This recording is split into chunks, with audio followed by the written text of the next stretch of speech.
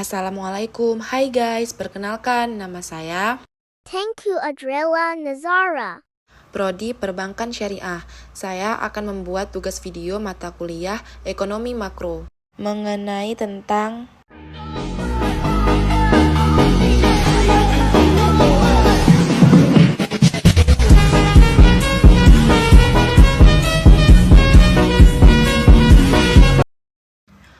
Oke, saya berpikir harus mulai dari mana menjelaskannya.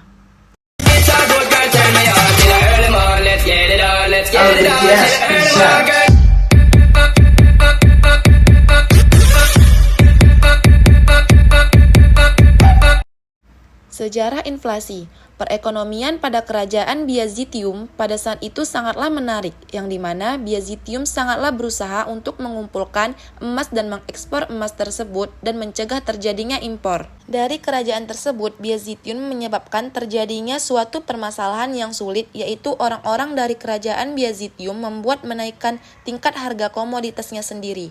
Pada negara Spanyol setelah era Conquistadores juga mengalami hal yang sama seperti kerajaan Byzantium, dan hal itu juga terjadi pada negara Inggris setelah terjadinya Perang Dunia Napoleon. Pada kawasan Eropa juga terjadinya inflasi secara bertahap. Yang pertama kali mengalami inflasi adalah negara Italia dan Jerman sekitar tahun 1470. Sedangkan pada negara Inggris dan Prancis terjadi sekitar tahun 1480-an, dan hal itu mulai meluas ke semenanjung Liberia yang dimana terjadi pada tahun 1500-an. Hal ini menyebabkan masyarakat Eropa mengalami goncangan akibat dari tekanan inflasi yang terus-menerus, yang dimana kenaikan tingkat harga sangat pesat pada bahan mentah terutama makanan, harga kayu, ternak, dan biji-bijian. Di sisi lain, gaji para pekerja hanya meningkat setengah dari kenaikan tingkat harga tersebut. Daya beli uang dan gaji pekerja menurun dengan tingkat yang dianggap mencemaskan. Pada kawasan Eropa sendiri, yang paling bertahan menghadapi inflasi yang terus-menerus ialah negara Inggris.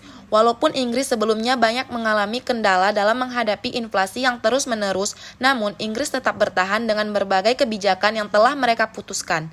Pada tahun 1992-lah Inggris melewati permasalahan inflasi yang dimana pada saat itu Inggris sendiri memutuskan untuk keluar dari European Monetary Union atau EMU.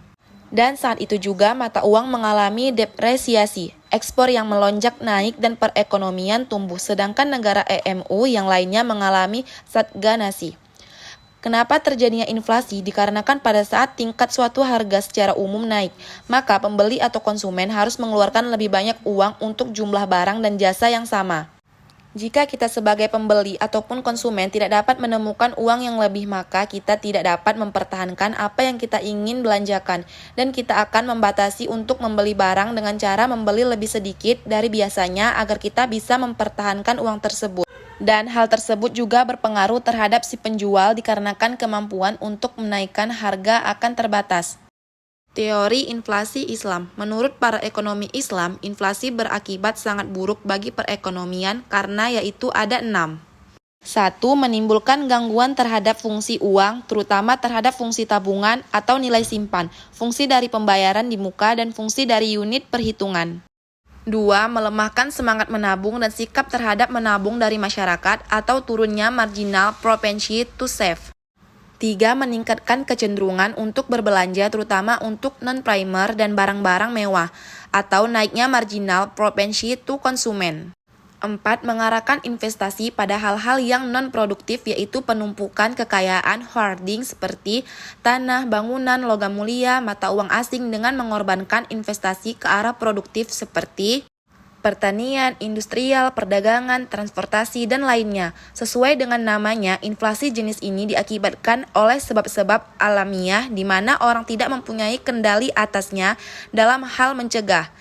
Ibnu Al-Makrizi mengatakan bahwa inflasi ini adalah inflasi yang diakibatkan oleh turunnya penawaran agregatif atau naiknya permintaan agregatif. Kesimpulan. Stabilitas nilai tukar rupiah merupakan aplikasi penting pada mata uang domestik untuk menganalisis perekonomian.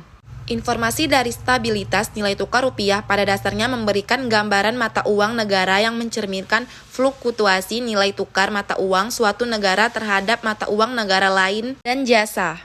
Secara umum, inflasi dikatakan kenaikan tingkat harga secara umum dari barang komoditas dan jasa selama suatu periode waktu tertentu. Sedangkan inflasi menurut oleh para ekonomi modern adalah kenaikan harga yang menyeluruh dari jumlah uang yang harus dibayarkan terhadap barang-barang atau komoditas.